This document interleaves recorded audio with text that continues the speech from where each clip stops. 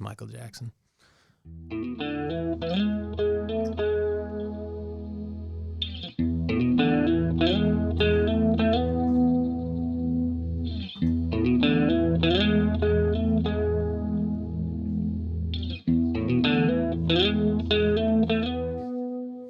Oh, how I did miss that incredible guitar lick by the famous Tony Tadero. That's where that came from. Is that who that is? That's right. That's right. He just happens to be sitting right in here with us. That's pretty special. Ryan Baty, how the hell are you, my friend? Man, today is a good day. It is a good day. Yeah. And I want to get to, I think there's some really cool things that you want to talk about. But before that, I want people to know about the journey that you've been on to get you to the point that you are. You're an entrepreneur, a pastor, a CEO, a former all Big 12 first baseman, and a candidate for Sedgwick County Commissioner. You believe that? What else did I miss? I don't know, frankly. But my wife is a saint. Your wife is a saint. Definitely, she knows that.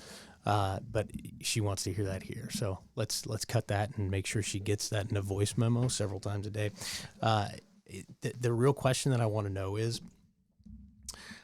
what can you learn riding the buses in the minor leagues for the Hudson Valley Renegades? Oh, buddy. You know what's wild about baseball? So that was what I wanted to do my whole life. Just play baseball. Every kid's dream growing up in Little League is to just do it for a living one day. And I had that opportunity. It was growing up in high school here, Northwest, a wonderful career there. Had an opportunity to go play at KU on scholarship. Had a great career there. Became all Big 12 a few years, an All-American, and signed a professional contract with Tampa Bay Rays. Whole long story there that we don't have time for. But what people don't... This podcast could be hours. So if we could just get into that. We'll do that next time. Yeah, it'll be fun. But the thing is about the minor leagues is it is probably one of the more arduous journeys of any professional sport. My A-ball team was in Hudson Valley. That's about 50 miles, 60 miles north of the city, New York City. And you're just kind of lumped in with all these dudes trying to make a living. What most people don't realize is they think of the professional baseball money. That's at the top of the tier. Right. So at A-ball, at that level, back then, the agreement was A-ball players made $850 per month. Now, $850 per month, even back in 2004, 2005, in New York, it was tough. It was really difficult to make a living. And most people I know, they leave baseball not simply because they're getting cut or they're tired of playing. They simply can't afford to do it. Right. And you've seen a lot of things happen here in the last few months in particular, but the last year about how there's been changes in reform to minor league baseball and compensation, and it's overdue. It's a great game. It's a tough life, but it is a great game.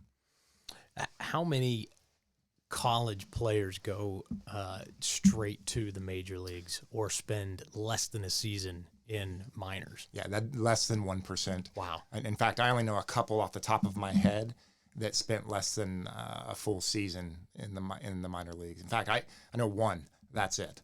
So this process of minor league baseball is an important process because you learn how to not just play the game, but you learn how to approach the game. You learn how to do it as a professional. It's different.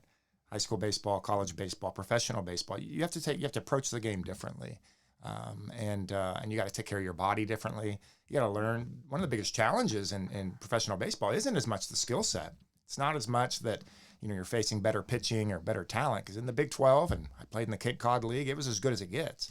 It's how do you prepare mentally to do it for 135 games over 150 days, and it's the mental preparation. That's what minor league baseball is used for, particularly before you get to the big leagues. But it's a great game, man. But it's a very difficult life.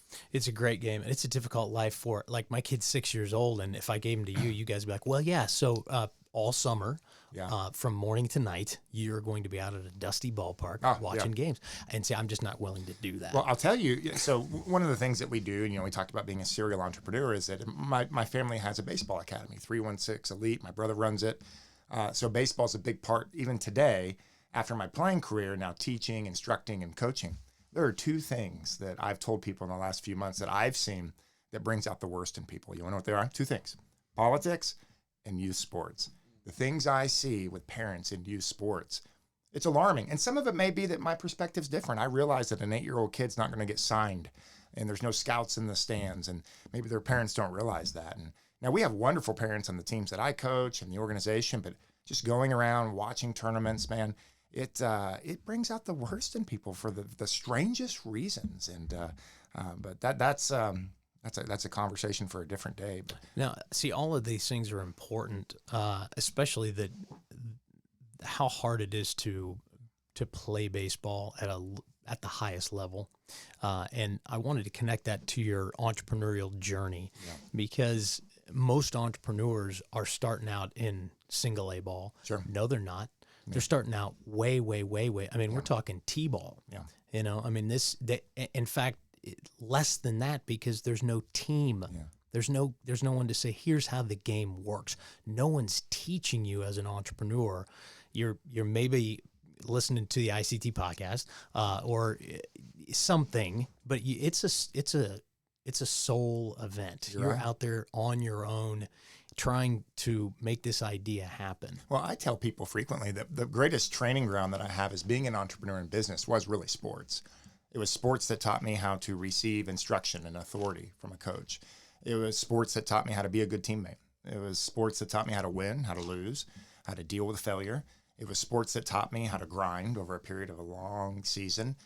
It was sports that taught me the discipline to fine-tune my craft. It was sports that taught that. I didn't read it in a book. I didn't, I'll tell you, during the whole COVID pandemic, when that first summer in 2020, we have our baseball academy and we're working hard and got these kids. We made the decision at that time to give parents a choice. Say, we're going to play, we're going to practice, we're going to play. And we received a lot of negative feedback because of that. It's just sports. It's just youth sport. It's not a big deal. Well, frankly, that's not my testimony. My testimony is that I was shaped and formed through sports. And that was it was a significant part of my life that formed me into the person I am today. And sports is important for kids to understand and to learn exactly how they function in society and compete in the market. Sports has a big role. Yeah, in the microcosm of, there's a lot of things that you deal with, just like you said, that the parents, by the way, it's ego. Yeah. And I can tell you this, as the first time my 4-year-old steps out on a T-ball, like, it doesn't matter. Yeah. But my ego was screaming at him to stand up.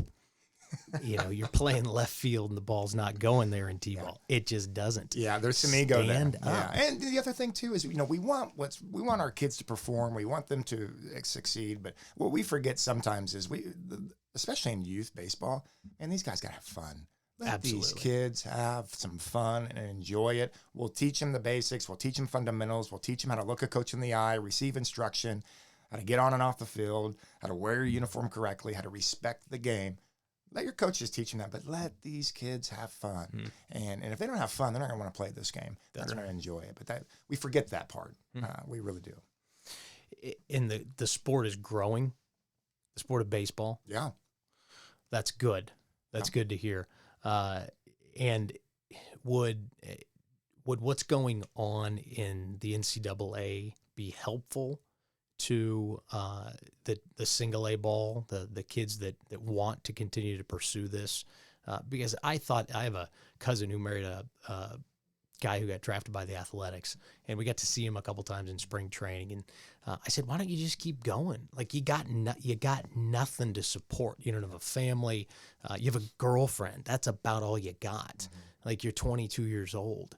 Just keep living the dream, because of basically everything I heard from you, all the things that you can learn at a level and in an arena. Yeah.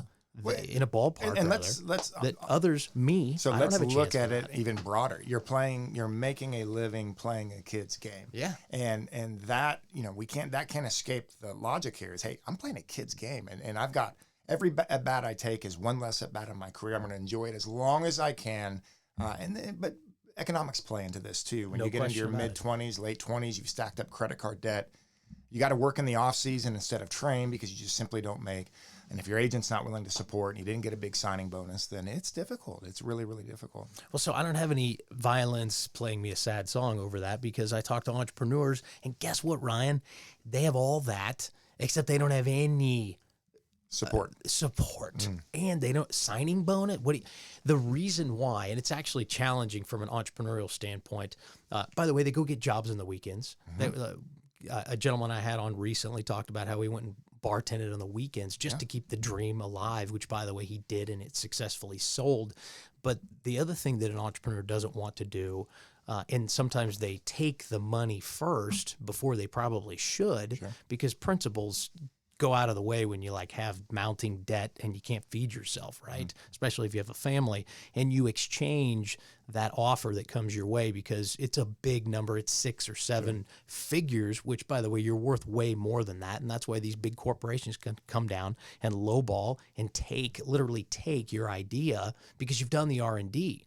Right. And it's like, okay, cool. We can give this person a very low offer. And when they take that offer, it's no longer their love. It's no longer what they do because the thing goes on and now it has to make money or it has to fit a certain standard or a certain model. So from trying to compare sports and entrepreneur, I think there's a lot of parallels in that. But what do you, from an entrepreneur standpoint, when you finally said, all right, I'm hanging it up, and you wanted to stay in baseball, or did you say, I got to go get a job, like a real one? No, it actually, for me, it was an injury. As I was actually, I had repeated concussions. So no kidding. Yeah, that was from. The first was actually a car accident in Lawrence. I was in the off season in Lawrence. I had a drunk driver swerve over, hit me head on, going about 50. Thankfully, the only thing I had was a concussion. And then my spring training the following year, I took a 97-mile-per-hour fastball right behind my ear, knocked me out cold, grade 3 concussion. And the thing about concussions in 2004, 2005 timeframe is we didn't know as much then, even then, that we do now. You see, now we have concussion protocol. We have, if you got to pass the protocol before they'll let you back into a game. Congress has gotten involved. There was a movie made about concussions. It wasn't like that even in 2004, 2005. So I just kept getting repetitive concussions. The wind would blow and it felt like I got a concussion. I was really sensitive to lights, night games, headaches. I felt like I was getting forgetful on some simple things. Oh, wow. I had 2 organizations sent me to a neurologist. The neurologist says, we recommend you take off a year, that, you need to heal. You need to take off a year. The organization gave me 6 weeks. Then they sent me to a second neurologist, said, no, we really recommend a year. You've had some repetitive concussions, some major concussions. And the organization gave me 6 weeks. I started playing again and continued to get more concussions. And so I had to make a decision. It's different. It's not like my arm was sore, or my back hurt, or my knee hurt. I had to make decisions about, hey, my mind, my head. I have to care for this. I don't know what this is going to be like long term. So that decision was a difficult decision, not just because I was having to make it and I didn't want to. It was because it launched me into a season of identity crisis, frankly. All I'd ever known at the age of 24, 25 was that I was a baseball player. When I walked away from the game, I'll admit the first few months was kind of refreshing. It's kind of like, oh, okay, I don't have to train. I don't have to worry about these things. I can really focus. I was going to go to law school. And then the reality set in.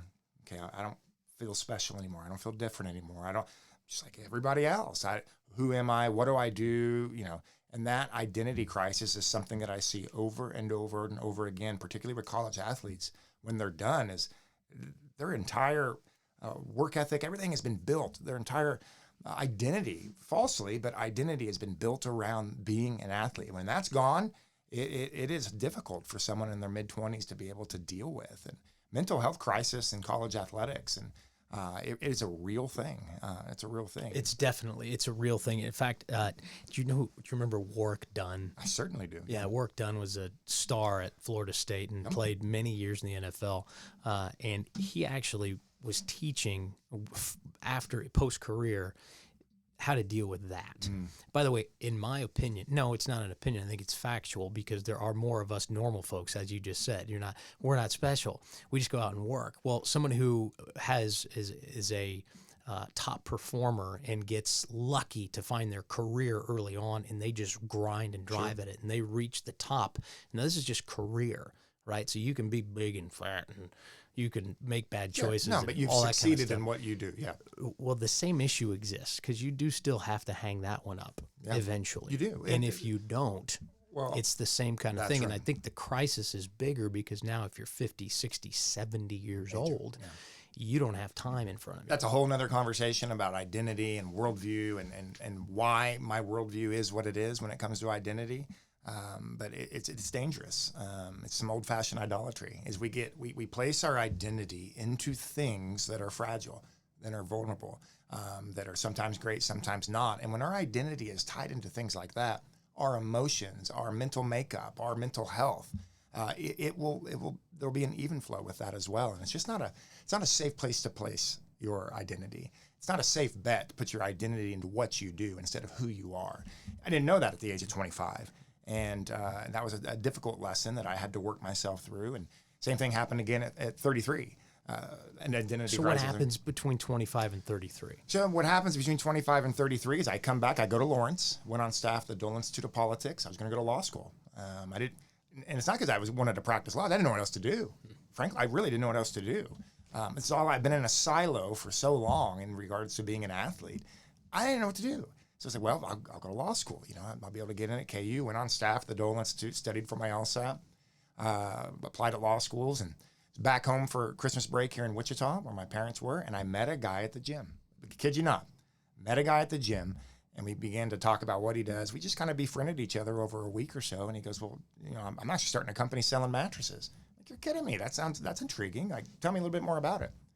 I still vividly remember as he was explaining to me, I just remember thinking to myself, man, that's a hell of an idea. You have a really good idea. In my mind, I started thinking, okay, 99% of Americans sleep on a mattress.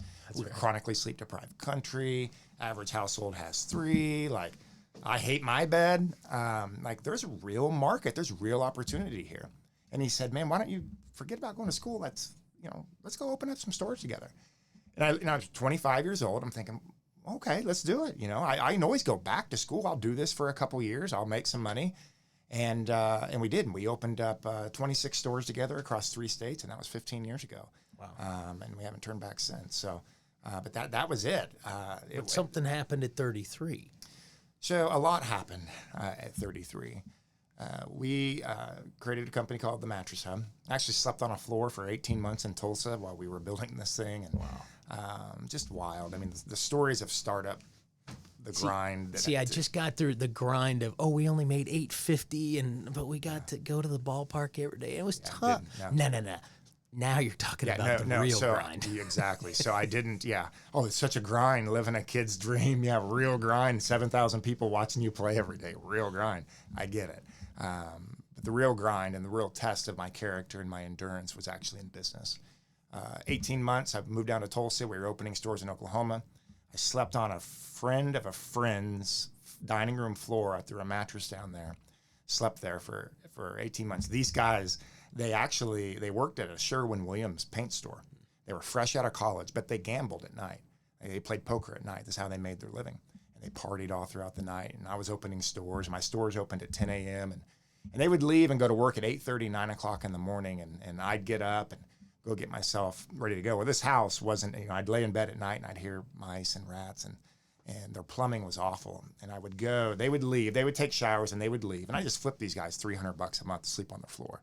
And they'd leave, but the plumbing was so bad that I had to stand in the shower water that they had. I'd have to stand in that. I lived there. Because it didn't drain. I lived in that place, right? 41st and Yale is where we were in Tulsa, Oklahoma. Great city.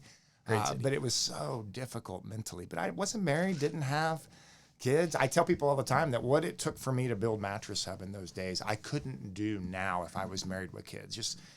There was no work-life balance. My wife loves to tell the story for the first 5 years of the business, because I married her the first year of our business. The first 5 years of the business, I didn't take a day off. The only days I took off for 5 years were Easter, Christmas, and Thanksgiving. That was it. I worked every other day of the year. Flu, cold, other things. That was it. That's all we did. So we grew this thing, had tremendous success. It was one of those that we had so much success we couldn't manage we didn't have the infrastructure to manage it. It was that good. We were that lucky. But it was just a different devil, a different battle, as we had so much revenue being produced that we couldn't manage the money. And 26 stores, 3 states, and what eventually ended up happening was the infrastructure began to crack. And our Kansas City market was really struggling, and we were running through a cash burn rate of over $100,000 a month in Kansas City alone, just getting our clocks cleaned. We were so good everywhere else, but Kansas City was a different beast. We had an embezzlement situation, a fraud situation in our Oklahoma market, $1.6 million over 10 months. At the same time, my partner and I were not getting along. He had some personal things that he was dealing with, and we were splitting and going different directions. And all of this was happening. Business was collapsing. It was collapsing. And something happened to me that I thought would never happen to me, that never could happen to me. And I had what I would call a nervous breakdown. In 2013, my wife and I had also lost a baby in that time period. Incredibly challenging. What we had worked so hard to build was collapsing, was fracturing. And I remember I was driving down the street, Mays Road, right in front of Newmarket Square. And I was on the phone with my CPA and my lawyer, and they're saying, "Hey, listen, maybe this is time to just liquidate this. Let's find a way to wrap this thing up." And I'm thinking about the 100+ employees and their families. And something happened. Something physiologically broke in me, and I just started shaking uncontrollably, and I had to pull over, get out. I was having an anxiety attack. And mind you, remember, I was a baseball guy. If baseball guys, if they're good, they fail 7 out of 10 times at the plate. They hit 300. They go to the Hall of Fame. As we say, if you're good, you're Hall of Fame. So, yeah, man. So, baseball people have a way of dealing with failure. They process things differently. It's part of the game. It's the first time in my life where failure, I couldn't manage it. I wasn't managing it well. Something broke in me, and that led to a period at the age of 33 to where I would wake up in the middle of the night, 2, 3 o'clock in the morning. I couldn't breathe. I had panic attacks, anxiety attacks. And the only thing that would give me relief is I'd get up, I'd study the scriptures, I'd pray, I'd worship. It's the only relief I could find. This was a period of about 10, 11 months where my wife and I lost about 85% of our life savings, keeping our company afloat. My partner went his own direction, kind of left me to the whole thing, and we salvaged our company. And it was the most difficult, grueling season of my life that I never want to repeat. But I look back now and say, oh my gosh, that shaped me. That formed me in a way that has prepared me for the rest of my business career and the rest of my life. It was awful, but yet it was so rewarding because we had to improve if we were going to live. If we were going to survive, we had to change. And I thought, I used to think mental health, I used to think people that battled with anxiety or depression, I used to think that was weakness. That wasn't, until it happened to me, physiologically happened to me. And it changed me. It changed my life. I'm grateful for that season. Never want to repeat it. But man, I'm grateful for that season. Well, don't you think that the chances that you will repeat that are greatly diminished? Doesn't mean that can't happen again, but greatly diminished because you've now had that experience and you can identify before the moment that you have to get out of your car because you're shaking. Yeah, well, that's one part of it. But the other aspect of this is an understanding of why I was put into that position in the first place. So 2 reasons. One was business decisions and business lack of infrastructure in business. So, we were a startup. We grew 26 stores in 4 years. I mean, it was bananas, right? It was banana. We didn't borrow any money. We just did it, man. Wow. We just did it. It was remarkable. But there's another thing that happened to me as well is my athletic competitive nature was about pouring in, and my identity became a part of this business. And it was so tied to the business and so tied to bank accounts and cash. And I'd made more money than I ever thought I'd make by the time I was 30. And when the business was good and our cash accounts were great, I was on a high. And when they weren't, I was on a low. And my identity was tied to the success of my business. So when that's the case, when you put yourself into that type of position, you're asking for a breakdown. You're asking to be put into a position to where you're going to be let down. And so moving forward, looking back, not only did it change the way I structure my business and the type of people I bring around me, but it also changed the way I feel about my business and the identity, who I am as a person versus who I am as a business person. And it was a healthy season, man. It was hard, but it was necessary. I love that you're preaching right now, but when did you begin preaching? Were you doing that throughout this time frame? Yeah, I was. Yeah. So I'd be. Now, see, that now this is the part. me. Now you give me the permission. Please. Let's talk. So I became a Christian in college, the University of Kansas. Radically saved, man, and it changed my. In fact, I considered leaving baseball to go full time into ministry. I just felt compelled more than anything. Got involved with some people at the University of Kansas on the campus. Man, we'd throw ladders up on the campus and and do open air preaching and just talk to people about our testimony and just loving on people, man. This is who we were, what we were doing. It was wonderful. And I came back to Wichita, eventually moved back to Wichita and started, our senior pastor at Family Church said, hey man, why don't you come speak to the youth group? You're a baseball player, you've done a lot of things, business guy, come talk to the youth group. Came to the youth group one time, talked, just gave a little speech and just hung out with the kids. And then he goes, well, you mind coming back next week? And that coming back next week led to 12 years. I just kept coming back as a volunteer, as a youth pastor, as a volunteer for 4 years, and then became an associate pastor for 8 years at Family Church, teaching the scriptures, weddings, funerals, hospital visits, preaching, 12, 15 weeks of the year. And it became one of the most enjoyable things that I've ever done in my life, is being involved in ministry. And it shaped me, it formed me, it is who I am. It is the most important. That aspect of my life is more important than our businesses, more important than anything I'll ever do in politics. And it is who I am, and that's what's rooted me. Yeah, it's if we all had that principled, centered value system, which is that's the thing we can call on when times are. It's good. And if you don't have those, and that's kind of what you were actually physically showing, the ups and downs of the business. And when the business was full of cash, you were great. When it was slipping, you were awful. And so many of us can get distracted by that thing, which has nothing to do. But every entrepreneur, almost every entrepreneur has experienced the same thing. And it's about worldview. How do I perceive the world? Where is my identity really rooted?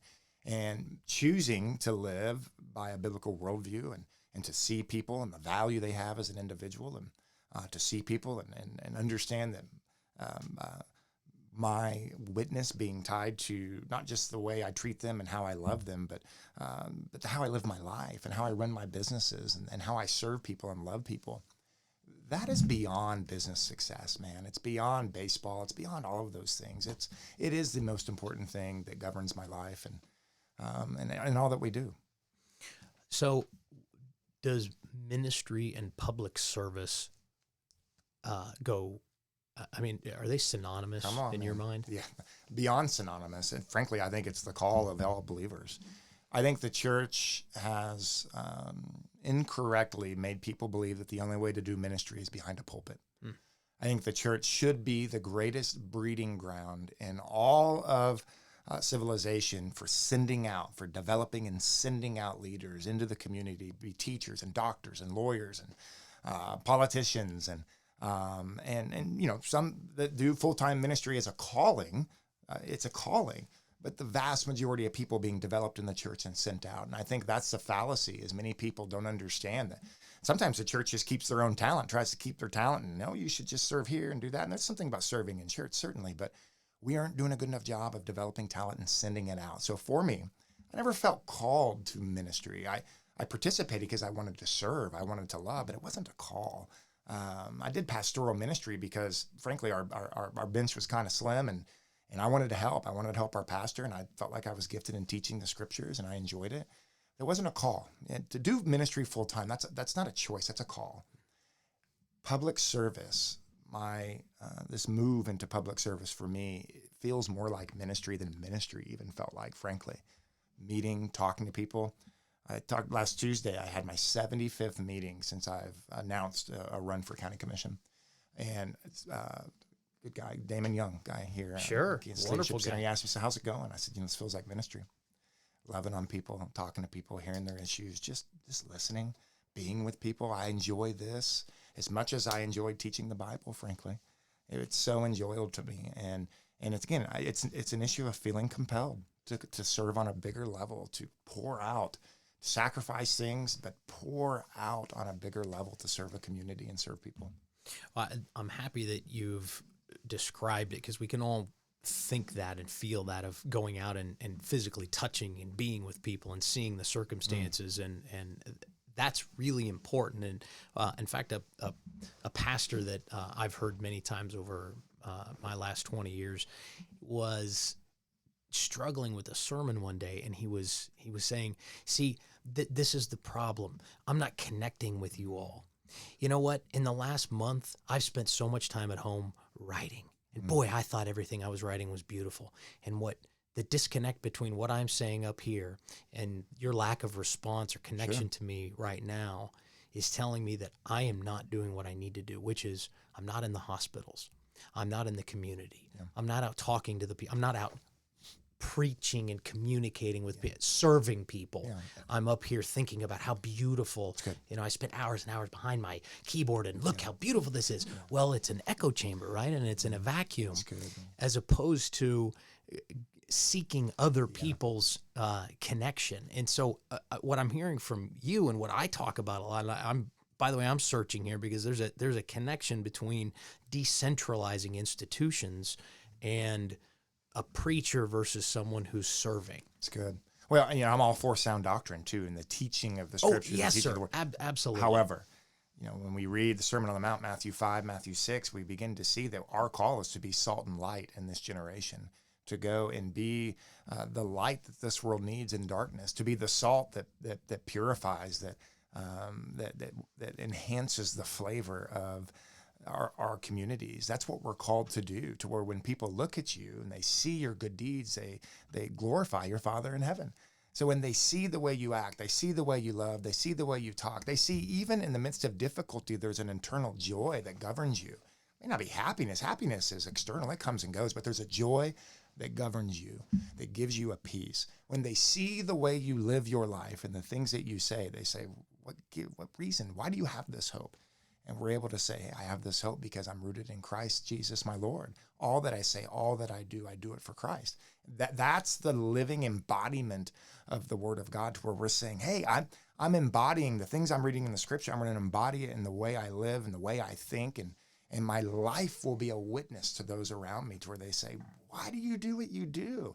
And that's the opportunity to say, because I serve Jesus. He's freed me. I found life in him. And that's where I think many times the disconnect that you're describing in ministry is that we think that it's all about teaching the word. Now, teaching the word and sound doctrine is a big part of what we do. But so is living the word and demonstrating the word and loving people. That's what I see in the Gospels.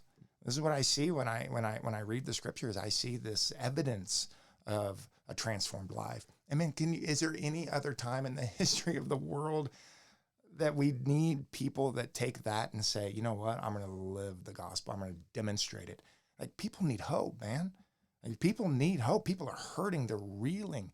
I mean, this epidemic of mental health, this epidemic of fatherless homes, this epidemic that we're seeing. Abusing coping mechanisms. Come on, man. Where we're feeding. This is the most prosperous nation in the history of the world, in the history of civilization. And yet we're the most disconnected. We're the most depressed. We're the most anxious generation. That disconnect, people want to see hope. They need to find hope. They need to see and be around people that can demonstrate the hope that they believe.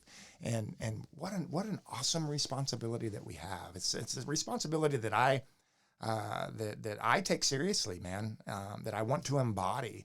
I want to embody the hope in which I believe. See, love is a verb. Love isn't the Hollywood version, and love, Christ-like life. That's what Christ did, man. Taught us all how to love. I told my son that all the time, and that's the greatest gift. The interesting thing is, and this is why I think decentralizing and going out and being with the people matters so much, because someone else who is not a quote unquote believer is like, whatever. You've been saved and I haven't. Whatever. Sure. I believe this, or I believe something different than you, sure. And now I have a doctrine or a dogma around that, and so again, now it becomes about institutions, and this is the disconnect between the United States of America. Our citizenry has disconnects because we've made too much religion around things, and we've not decentralized and been human and connecting with each other around things that we all need. Imagine if we all just had that teeny bit of encouragement every single day, just a little, and it doesn't take much. Yeah. And that's what you're doing. That's what I feel when you're going out and seeing people and actually touching them and saying, that's it. Let me tell you about what I know. Yeah, and what's funny is most of my meetings now are politically minded meetings. Where I'm meeting with organizations. How's that go? Well, it's but that's the difference. So this was honestly a conflict for me before I made this decision. Is how do I do this? How do I represent who I am? I mean, you can take a 2-minute perusing through my social media, and you're going to see I talk a lot about Jesus. I'm the guy nobody wants at a party, man. I talk about business. I talk about sports. I talk about Jesus and politics. Nobody wants this guy at a party. I mean, But see, I disagree with that. I mean, I know that's tongue in cheek, but Ryan, it's so important, and people really do. I understand. They're thirsting for that. They're thirsting connection. They're thirsting for something different, something that the world isn't giving them. And I'm not saying that's me. I'm saying it's who I serve. You're the conduit. Yes. But the question when I was moving into this space was, how do I do this? Do I lead with the banner? I'm a Jesus follower. I'm a Jesus follower. Or do I demonstrate and embody that I'm a Jesus follower? People that Well, don't. the robe that you were wearing on the way in here. Well, I'm kidding. Yeah, well, I appreciate that.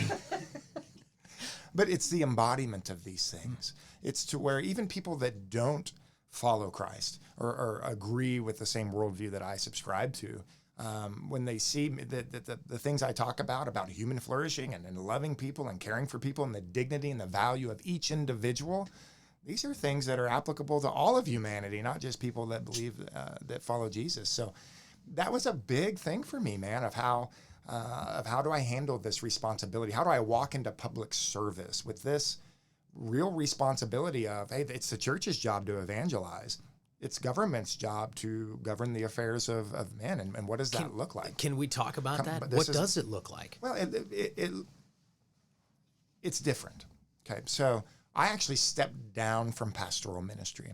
I resigned, 7 months ago, I resigned because I felt and I'm not saying this is for everybody. I'm not saying my decision is what every Christian that runs for office needs to do. I'm just saying that I felt that pastors need to pastor. They need to evangelize. They need to declare the gospel and proclaim the gospel. And those that are running for public office need to serve people. Now, one does influence the other. I serve people through my worldview by being salt and light and loving people. It influences it, but I don't lead with the banner of Jesus follower. I demonstrate the ways of Jesus in which I love. This was hard. You know what's even more difficult, man?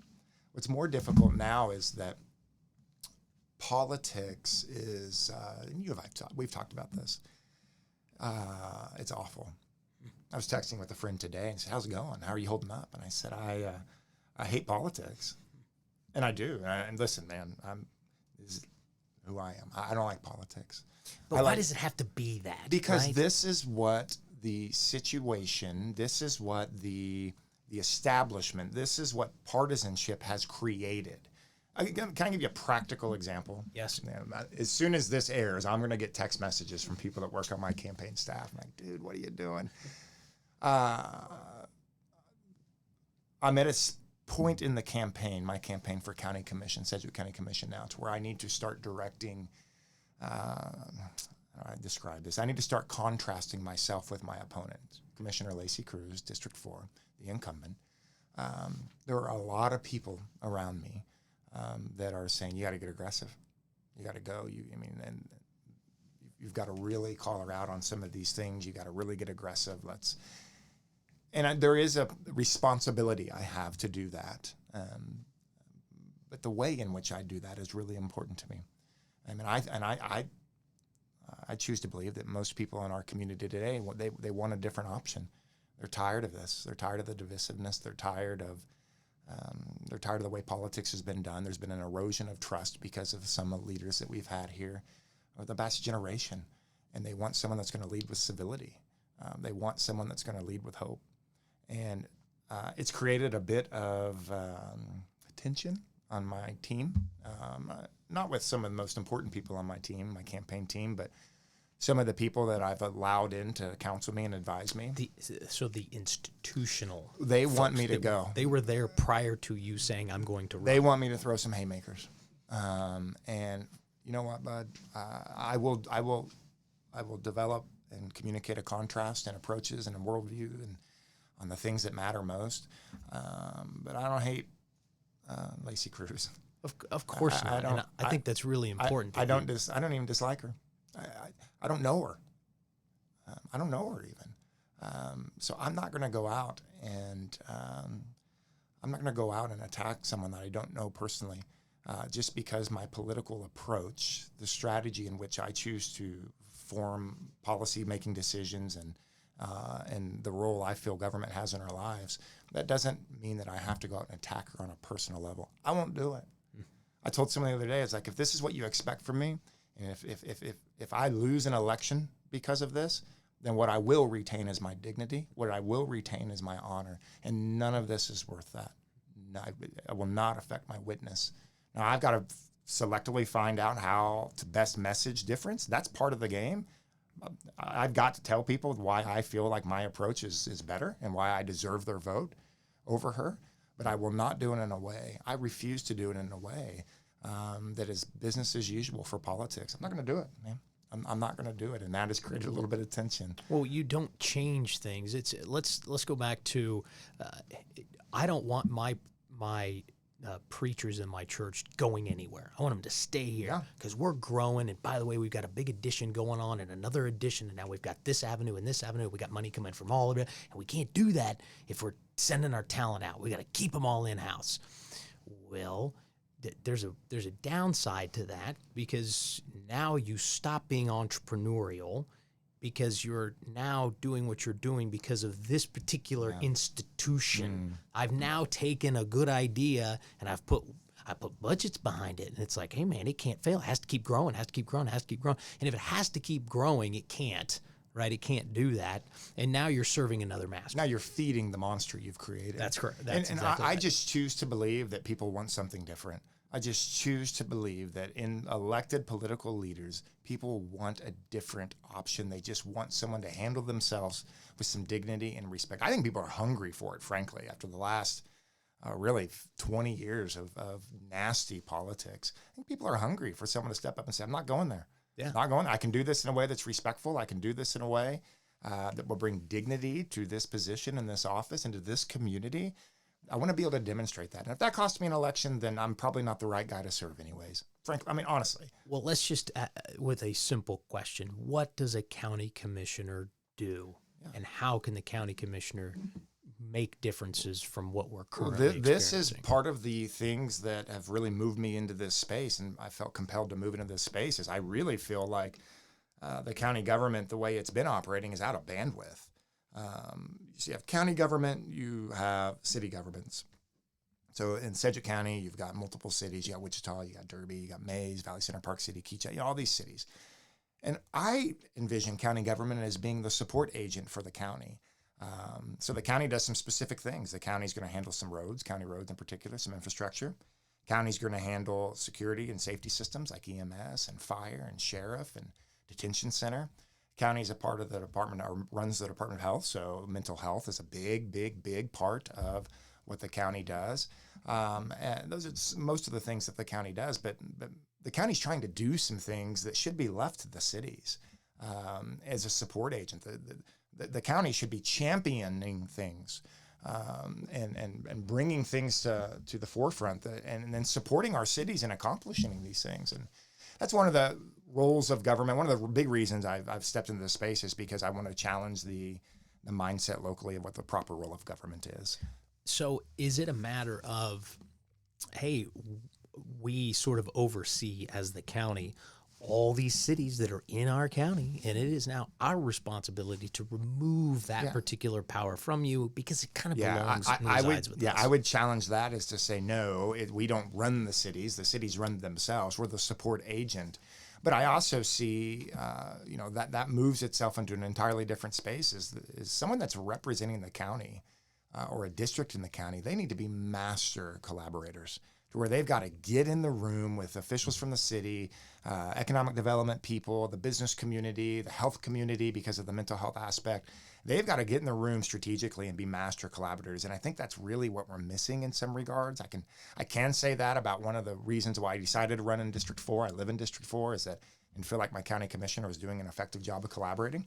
And I think they have to be someone at the county level because of the uniqueness of the county role. They have to be masters at collaborating in order to get things done. Well, that means you have to leave the pulpit. Yeah.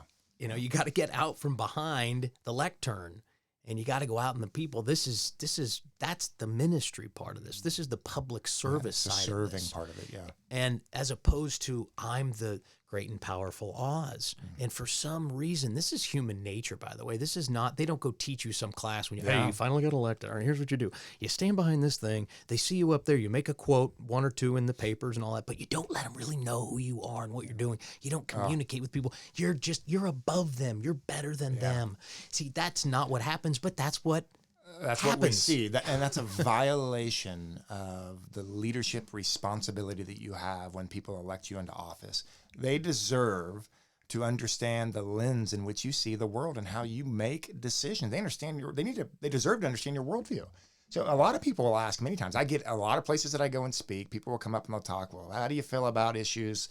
The one I get obviously on the right frequently is, how do you feel about the Second Amendment? How do you feel about abortion? How do you feel about these issues? The litmus test. The litmus test, which I have some pretty definitive answers in those regards because I have strong convictions in these areas.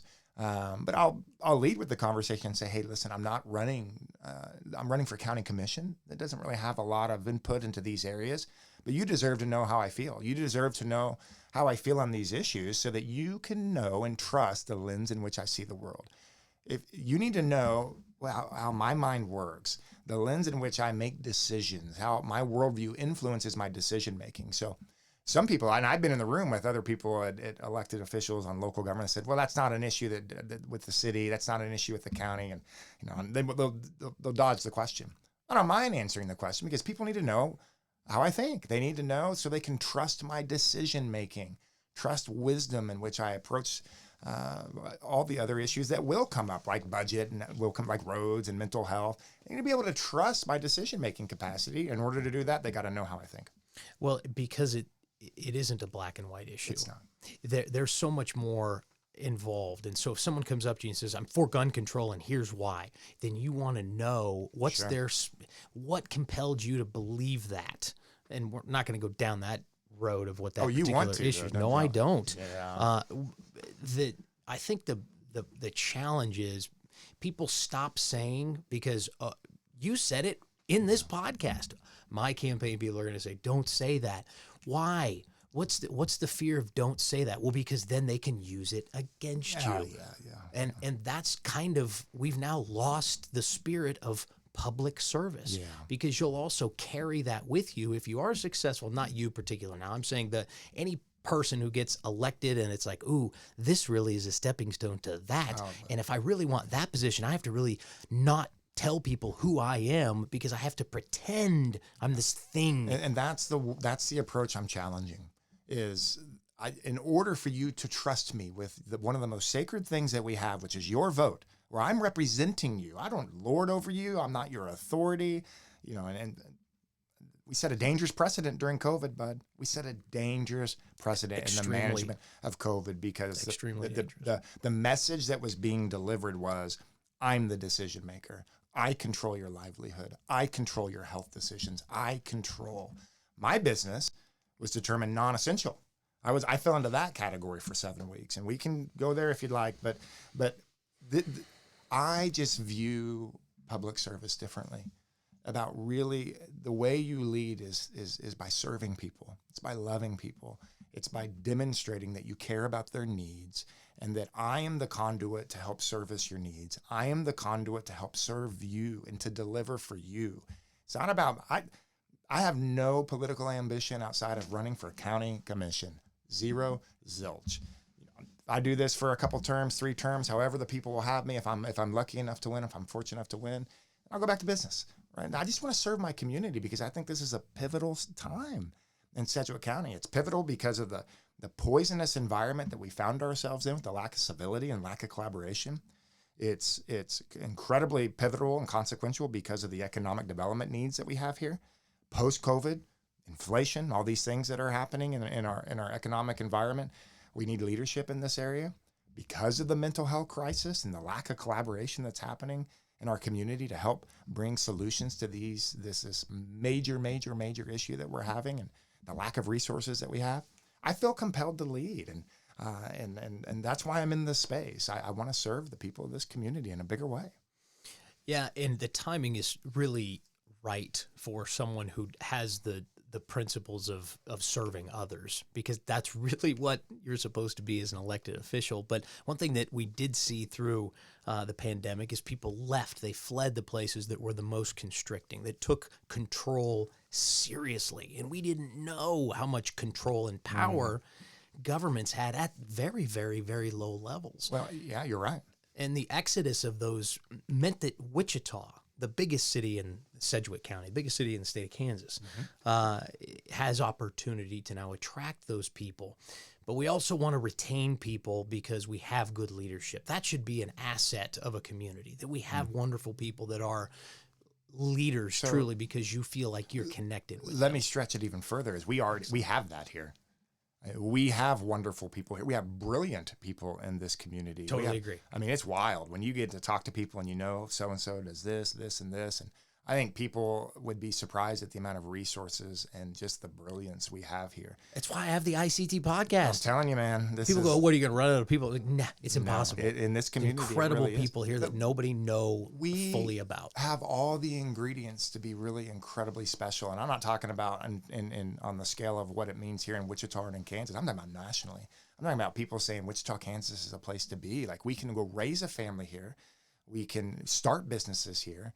We can have incredible jobs here and security and stability here. The cost of living here, the diversification of our workforce, where we have the Coke and the Cargill and all the aircraft executives, while we also have the manufacturing base. And it's just an incredible community that we have here. A flourishing tech community. Flourishing tech community. What people don't understand is why tech is important. So I talk a lot about diversification of industry. Tech is important for a couple of really important reasons, and why we need to invest here and create startup culture that is tech-centered is number one, is this is the biggest upside. The biggest opportunity in industry and economy today really is in the tech industry, number one. But number two is most people that are involved in tech are a younger generation. So we talk a lot about attracting and retaining. What's the next 25 years look like in this community?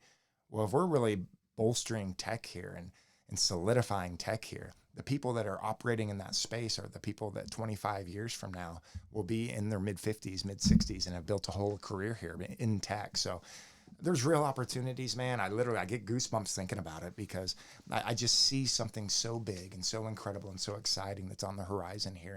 And we just need leadership to take us there. And Ryan Baty, you've done that. You've actually created several businesses. You've invested in many businesses, but also created them yourself and with your family. And the retention thing's kind of important, because you mentioned aircraft, and that's near and dear to the air capital city. However, yes, diversification of business is a must, or we're going to die.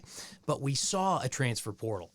We saw one in the late 90s and the 2000s, and it was called South Carolina, give them a bigger number, Louisiana, give them a bigger number, and they all left Wichita, USA. They left Kansas, and it left a tremendous void, and it actually left people in despair without hope. And instead of reliving that, I want to talk about how you can retain talent, because a business that you've started is around this current day transfer portal. The Supreme Court rules emphatically that the NCAA is, the Gestapo. Like, you can't do that, guys. Non-American. You can't do that under this Constitution. And the floodgates. And people are so scared now. Oh, no, what's going to happen? Well, it is a bit of concern, I'm sure, for some people. But it's a scramble, and it's fun, and it's unique. And, hey, we do have a unique community that has Wichita State basketball. And so what do you do with the transfer portal and the why can't Christopher help me here? Transfer portal. There you go. And this other thing that everybody's scared about, name image, and likeness. So you're talking about a company that my brother and I and some friends started called 6-Man Strategies. So what you're referencing is name, image, likeness. We're a student athlete, and it's a space we know well because we were student athletes at the University of Kansas, to where now they can monetize their brand. So for a generation prior, a student athlete was restricted in their capacity to monetize their brand. They couldn't make any money on the side doing anything aside from the athletic department, aside from what they do. They'd go to jail if they just got $1,000. I mean, this was the FBI was on this. Yeah, it was bad news. It was very restrictive. A waste of resources. Yeah, it was a waste of resources, but also restrictive to the student athlete. No question about it. Incredibly restrictive. We weren't empowering student athletes. the business of college athletics is big business. The NCAA is a billion-dollar industry, and the student athletes, they weren't employees. They were the product. They were the product in this big business, and they weren't being fairly compensated for the value that they were creating. All of that changed in 2021. July 2021, NCAA comes out and says, okay, we're going to make some adjustments here. And then the Supreme Court says, yeah, you can't do what you have been doing. You can't restrict them. And then we get a phone call from a good friend and says, hey, listen, this is what's going on in late July last year, and says, KU basketball needs your help. So I played baseball at KU. My brother played baseball at KU. He actually ran the Williams Fund at KU. He was the chief fundraiser for KU athletics. Very successful. So, these relationships, and then again, this is my alma mater. And it's like, okay, we're just going to serve. We're just going to try to help. And so we run name, image, likeness for KU basketball, and now KU volleyball, and now KU women's basketball, now KU football. So we manage that and had wonderful success with these student athletes and empowering them and optimizing their opportunities. And then here, as you've seen in Wichita in the last few weeks, Wichita State's had an issue with the transfer portal to where 9 out of 10 guys have transferred. And we started fielding some phone calls about, hey, some of these guys are saying it's because there's no NIL collective here. Nobody's helping them in name, image, likeness. Can you help? And we live here, and we care very deeply about what happens here because Wichita State basketball is good. It's good for our city, man. It's wonderful for our city. So we're like, yeah, let's see if we can duplicate what we've done at KU. Let's see if we can duplicate it here. And we're off to, we actually just launched yesterday a new company called Armchair Strategies. Congratulations. Name, image, likeness. And we've had some really pretty good success here in just 24 hours. So, but again, it's about empowering the student athlete, serving the student athlete, optimizing, pairing the community with the student athlete to where they can maximize the massive brand power that they've created. The most marketable people on a college campus isn't the student body president. It's not the engineering student. It's the student athlete. And they have a limited window of time there where they can monetize and optimize that. And now that they can optimize it, and now that they can take advantage of it, we're here to help. Yeah, and I hope it's successful, yours specifically, but the entire idea of name, image, and likeness. And I hope it stays kind of the way it is now, which is not a lot of rules around it. Yeah. Because the more rules, which we know that there are rules coming around this.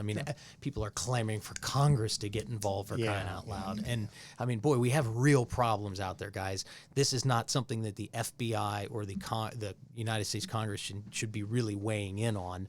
We can handle this at the state level. Yeah. And I think you're demonstrating, Ryan, that this is something important to help these kids with a short window of time. To empower these kids. No question. Let me ask you just an honest question. What does it matter to our lives if a student athlete, Ricky Council and these kids at Wichita State, well, I'll give you some examples at KU, Ochai Abaji, Dave McCormick, Christian Brown. How does it change your life if these kids go out and do a deal with a company and make money on the side of their athletic scholarship and their time at KU? It doesn't change or impact our lives one bit. I think it enhances it. And it enhances for many reasons. Number one is you have a happier student athlete, a more invested student athlete, and student athletes will stay around longer in the college game. We're not losing them overseas. We're not losing them early to the NBA because they have to make economic decisions. Every student on campus, they go to college to make a career, make career decisions, and that are economic decisions.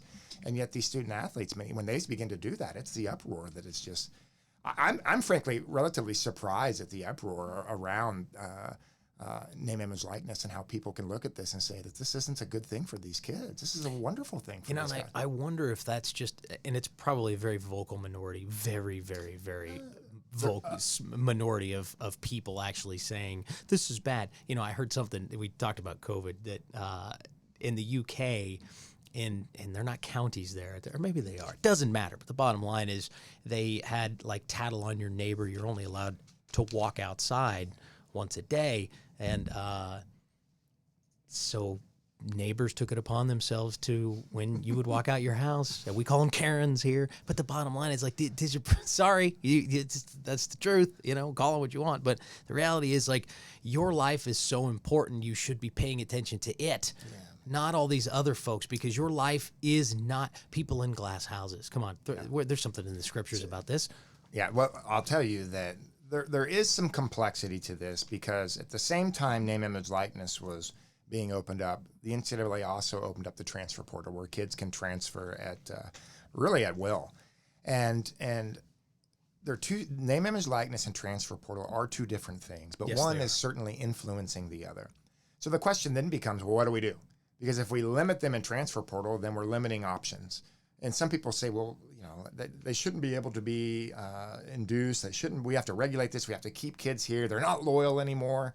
Well, the vast majority of kids that are entering transfer portal are not entering it because they got name, image, likeness still is awaiting them. There are some tampering things that are happening, but that is few and far between.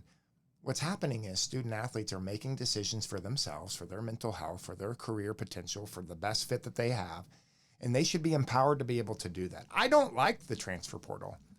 I don't like it, but what I do like is that student athletes have choices, and that has been that is different than what it was in years past. So name, image, and likeness is where I would like it to continue to remain as free market, free trade as possible. I understand why the portal needs to have some limitations because we don't just go to the Eisenhower airport and say, I want to go now.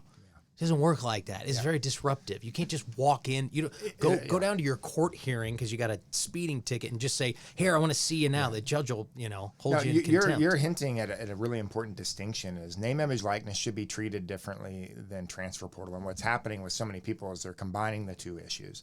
Let's keep name, image, likeness how it is, and let's let athletes do things. And we have some incredibly creative strategies for them to pair in the community and to maximize and optimize their name, image, likeness.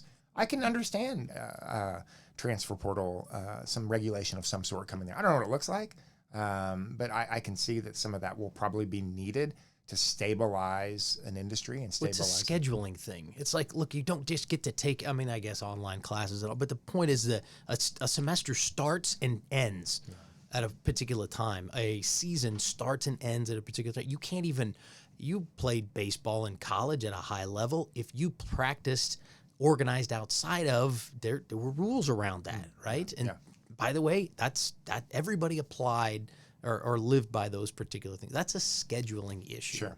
The core fundamental principle that needs to be maintained, though, is the student athletes need to be empowered. They need to be empowered to make decisions for their own career, their own brand, their own.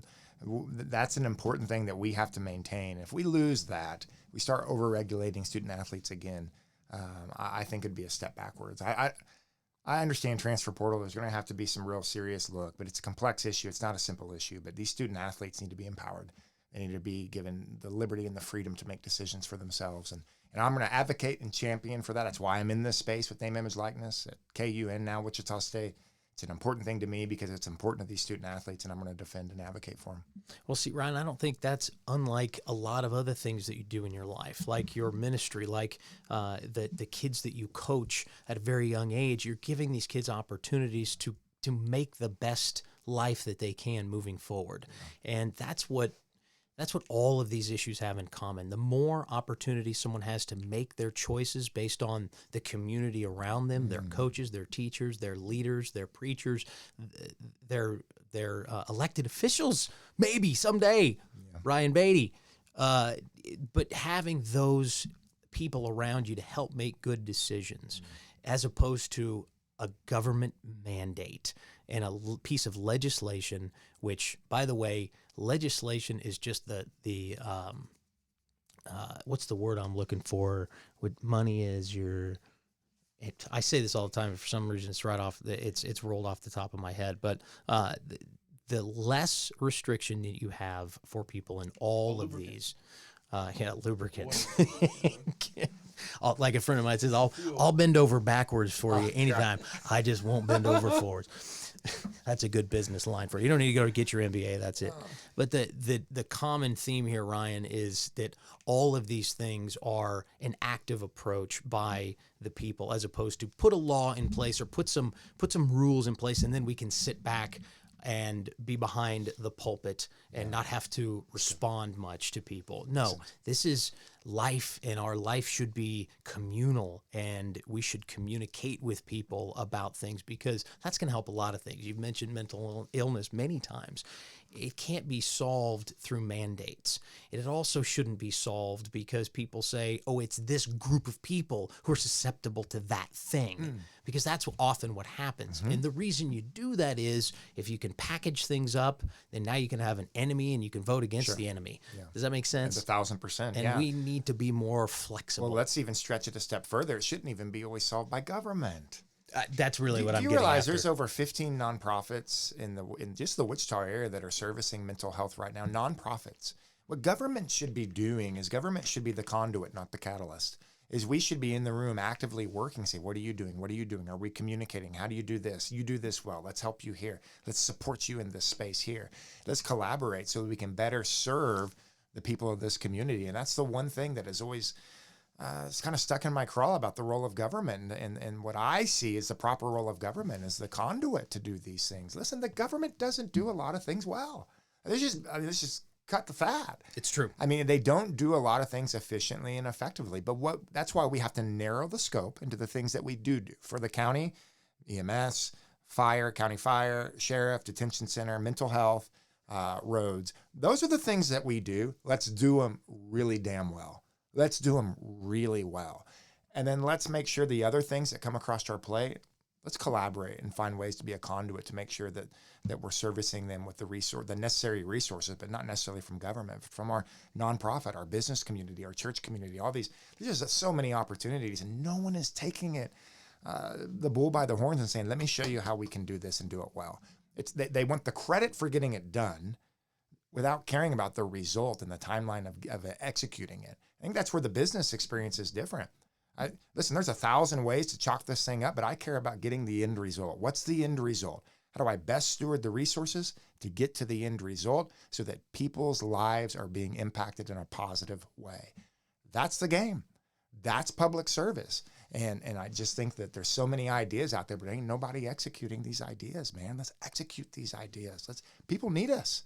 People need us. Let's put this master collaborator at work in our community. Ryan Baty, I love all the things that you do, and I'm grateful that you would come on the ICT podcast and tell your story, because people need to know who you are, and I mean really know who you are, and I'm grateful that you're so open in sharing that. Bless you, man. This has been a great time. I love chatting, and we talk a lot about some of these things, and it's been good. I appreciate the opportunity. Well, thank you very much. And is there a place that people can learn more about you? Because they're going to listen to the ICT podcast, but where would they go to learn a little bit more about Ryan So Baty? from the politically side, it's ryanbaty.com. So we try to post a lot of content. We do a lot of things, a lot of interviews, a lot of video interviews. We do some blogging. We're getting ready to launch a function to where we'll start talking about where we'll be and the things we'll be doing, and talk a lot about things I believe in. So ryanbaty.com. You can follow us on social media too, Baty for Sedgwick County. Baty. Baty. So ryanbaty.com. Ryan Baty, thanks for being on the ICT podcast. Thanks, Brandon. Make it a great one.